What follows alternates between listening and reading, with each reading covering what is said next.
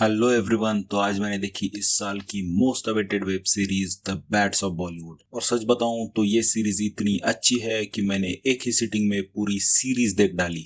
Seriously मैंने सोचा नहीं था कि ये लोग इतनी अच्छी सीरीज बना देंगे। मतलब कि कुछ कुछ सीन्स को तो मैंने पॉज करके 2-2 मिनट के ब्रेक्स लिए हैं सिर्फ हंसने के लिए। और इसकी कॉमेडी इतनी जेन्युइन है ना कि सीरीज का हर एक जोक ओरिजिनल फील होता है।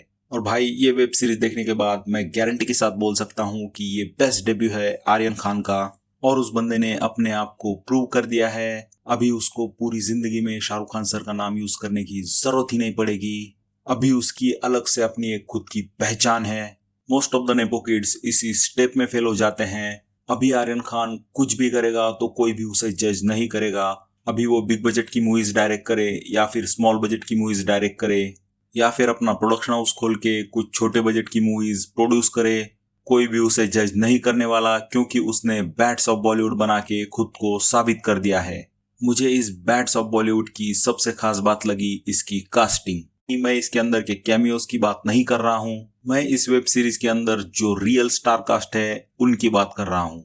मतलब कि आर्यन खान ने इस जगह पे अपनी नेपोटिज्म के पावर का पूरा यूज किया है। जनरली वेब सीरीज का हाइप मेंटेन रखने के लिए उन एक्टर्स को कास्ट करना पड़ता है जो डिमांड में है, पर आर्यन खान ने इसमें ऐसे ऐसे एक्टर्स को कास्ट किया है कि देख के मजा ही आ जाता है। आप बाकी सब चीजों को साइड में रख के सिर्फ मनोज पावा, राघव जुयाल और रजत बेदी के लिए सीरीज देखना। पूरी bats of Bollywood web series एक तरफ और ये तीनों एक तरफ।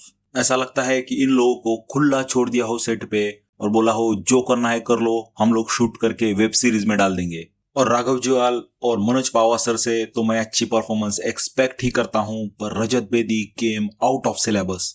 इन्होंने इस वेब सीरीज में एक फ्लॉप एक्टर का रोल किया है। रजत बेदी वही है, अगर कोई मिल गया मूवी में जादू नहीं आया होता तो प्रीति जिंटा इसकी होती। अच्छा लगता है इनको इतने साल बाद स्क्रीन पे देख के, बचपन का नॉस्टैल्जिया फील होता है।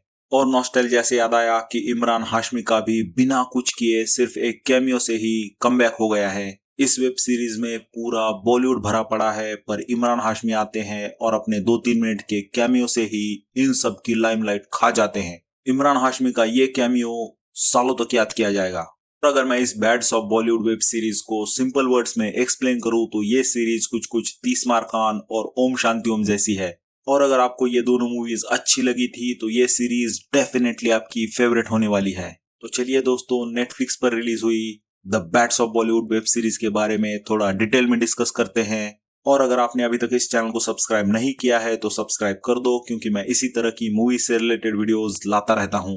इसकी कहानी बहुत ही सिंपल है। एक मिडिल क्लास लड़का है आसमान सिंह, और उसकी पहली ही फिल्म सुपर हिट हो जाती है। और कुछ डायरेक्टर्स, प्रोड्यूसर्स और अंडरवर्ल्ड वाले अपनी अपनी मूवीज उसके साथ बनाना चाहते हैं। और एक सुपरस्टार की वाइफ भी अपनी बेटी को इसके साथ ही मूवी में लॉन्च करना चाहती है। और इन्हीं सब 4-5 मूवीज में से आसमान सिंह किस मूवी को हाँ बोलेगा और किसको ना बोलेगा।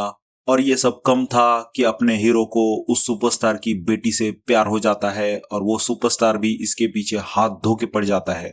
और इन सब के बीच अपने हीरो के साथ क्या क्या पॉलिटिक्स होगा और मूवी माफिया कैसे काम करता है, इसी के बारे में ये पूरी वेब सीरीज है। और इन सब चीजों को इसमें बहुत ही सिंपल फनी वे में प्रेजेंट किया गया है। और भाई इस वेब सीरीज के कैमियो पे बात किए बिना तो ये वीडियो कंप्लीट ही नहीं हो सकता। भर भर के कैमियोज है इस वेब सीरीज में। मतलब कि एक एक एपिसोड में 5-5, 10-10 कैमियोज है। और ये सब ऐसे ही नॉर्मल कैमियोज नहीं है। इस वेब सीरीज का हर एक कैमियो आपको ओम शांति ओम वाले अक्षय कुमार के कैमियो की याद दिला देगा।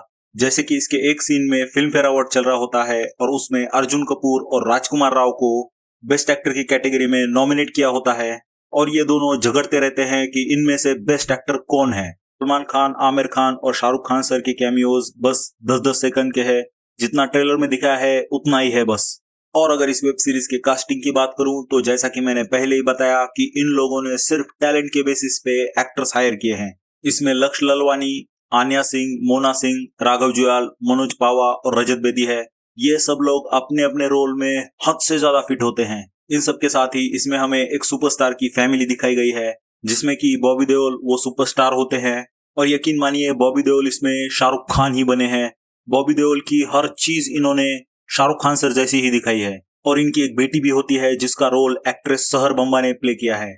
तो अगर मैं overall the bats of Bollywood web series की बात करूं तो मेरे हिसाब से ये 2025 की बेस्ट वेब सीरीज है। और देखना, ये वेब सीरीज नेटफ्लिक्स इंडिया पे नए रिकॉर्ड सेट करने वाली है और आपको भी ये वेब सीरीज जरूर देखनी चाहिए। पर हाँ, इसको फैमिली के साथ मत देखना क्योंकि इसमें गालियां थोड़ी ज्यादा है। इसके तो नाम में भी गाली है, पर इसका नाम ऐसा क्यों है ये आपको वेब सीरीज देखने के बाद ही पता चलेगा। तो चलिए दोस्तों, इसी के साथ इस वीडियो का एंड करते हैं। Thank you for watching this video and please do like, share and subscribe. और द बैट्स ऑफ बॉलीवुड को देखना मत भूलना, सिर्फ और सिर्फ नेटफ्लिक्स पर।